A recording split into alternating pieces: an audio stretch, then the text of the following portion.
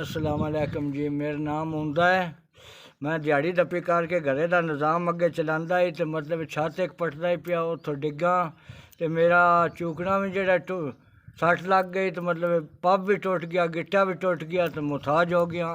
दो ही बेटियां तो वह भी मतलब बाल बच्चेदार हैं तो वो छड़ के मैंने टुर गए। मुथाज हो गया, काम करने के काबल नहीं रह गया तो एक ही अखी की नज़र भी सांभ के बंद हो गई तो दूजी तो भी कम दिसदा पिया। इतना भी नहीं हो सकता मतलब किसी हाली किसी डॉक्टर चंगे ने विखा के तो मतलब चेक करा के बंदा दवाई ले लवे। कोई नहीं, अख मैं पट के विखाना पिया बादशाह दवाना मतलब ये ख़त्म हो गई शाम के तो दूजी विच नज़र घटती जाती है।